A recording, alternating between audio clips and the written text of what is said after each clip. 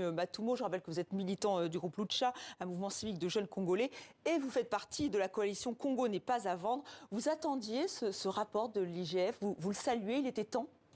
Oui, il était temps que ce rapport sorte et j'en profite pour saluer ce travail de l'IGF qui vient finalement démontrer que dans ce secteur minier a régné l'opacité et la corruption.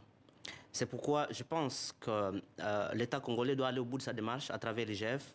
Les instances judiciaires doivent être saisies pour que toute personne qui a été impliquée dans la négociation de ce contrat, qui a été défaillant pour la République, doit être jugée et condamnée. C'est inacceptable que les ressources minières de la République soient confisquées par une élite dirigeante qui, avec les grands groupes internationaux, négocie à la faveur de la RDC. Oui, pour vous, il y a eu vraiment malversation depuis le début, mais de quel côté? Du côté chinois ou aussi du côté congolais? Ben, je pense que le côté chinois a mis en place des systèmes de port de vin, des pratiques de port de vin, de corruption, pour faire accepter la partie congolaise des pratiques qui ne sont pas à faveur de la RDC. C'est inacceptable quand on lit l'accord, quand on lit même ces contrats chinois, comment est-ce que la RDC est perdant dans ce contrat-là. Donc j'imagine que les fonctionnaires qui négociaient au profit de la RDC n'ont pas été patriotes, n'ont pas voulu défendre les intérêts de la RDC au profit de leurs propres intérêts parce qu'ils ont gagné beaucoup de pots de verre. Et on voit certaines personnes dans la ville de Kinshasa, comment ils ont accumulé une richesse incroyable dans un laps de temps. Donc on s'interroge finalement comment est-ce qu'ils ont laissé la RDC ou bien les Congos et les Congolais perdre autant de millions qui pouvaient être réinvestis dans le secteur éducationnel, de la santé, dans les infrastructures routières, aéroportuaires, mais rien n'a été fait. Mais on a vu des individus accumuler, construire des biens privés au détriment de la République. Donc pour vous, les dés étaient pipés depuis le début, depuis la signature de cet accord qui s'est fait donc sous Joseph Kabila?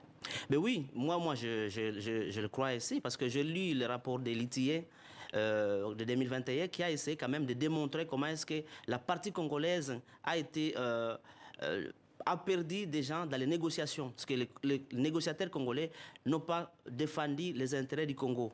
Il y a par exemple des entreprises chinoises gagnent plus ou moins 68% des parts sociales alors qu'elles ne donnent pas autant de ressources. Mais c'est le Congo qui a perdu et on voit clairement qu'il y a une volonté de l'élite congolaise à s'accaparer des ressources minières, de s'accaparer des ressources de l'État à travers les postes qu'ils occupent. Parce que là, on les a donné le mandat d'aller négocier ces contrats et ils ont succombé devant la corruption ou les pots de verre fournis par la Chine. Donc vous demandez que des actions en justice soient menées.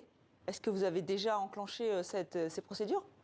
Alors nous sommes la société civile, nous continuons à pousser les instances judiciaires de se saisir de ces rapports de l'IGF et j'espère que l'IGF a déjà transmis ces rapports aux instances judiciaires pour que finalement la transparence soit démise dans ces dossiers et que prochainement ceux qui sont engagés dans les négociations au nom de la République ne puissent pas s'hasarder à accepter des pots de vin, à être preneur de la corruption à des faveurs de la RDC. Et ça me met en perspective d'un dossier qui suit de trop loin. Un dossier qui oppose Sicomine, qui est aussi une société, non, Sicominière, qui est une société congolaise, et une société australienne, Avez, qui aussi dénonce des pratiques de corruption qui lui ont été proposées. Donc on sent clairement que les pratiques de corruption sont très ancrées dans l'élite congolaise lorsque celle-ci négocie des contrats avec les groupes internationaux. Et c'est là, moi j'ai toujours dit que les groupes internationaux aussi doivent comprendre que la RDC n'est pas un espace à exploiter, c'est aussi un partenaire du monde, de l'humanité, parce que la RDC a apporté des solutions à des multiples mutations du monde. Rappelez-vous...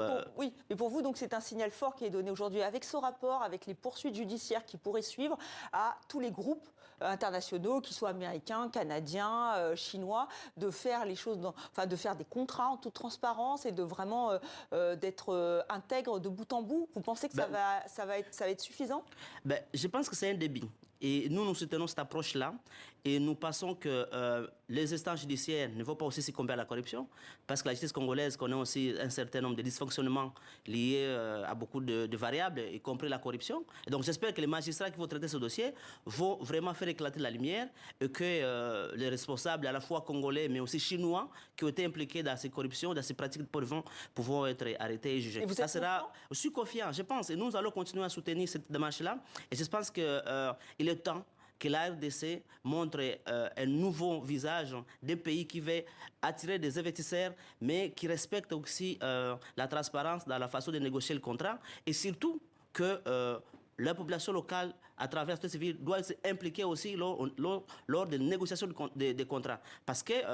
Oui, là, on l'a vu dans le reportage, dans l'enquête de nos correspondants, et la population n'a pas eu les bénéfices qu'elle aurait pu attendre. Oui, parce qu'elle n'est pas impliquée aussi lors des négociations, alors que la responsabilité sociale des entreprises veut que les populations locales qui sont représentées par les associations soient aussi représentées lorsqu'on négocie le contrat. Mais là, on voit que la population n'était pas impliqués et n'étaient même pas informés, mais on a vu juste des millions de tonnes sortir de la RDC. Et moi, j'ai toujours une image qui ne m'écrase jamais. Quand tu quittes Lubumbashi pour aller à Kolwezi, tu vois que c'est une logique d'exploitation qui est installée à la place de mettre en place une logique de réinvestissement dans le capital humain pour que les Congolais puissent bénéficier réellement et véritablement des ressources minières qui sont immenses sur l'espace Congo. Voilà,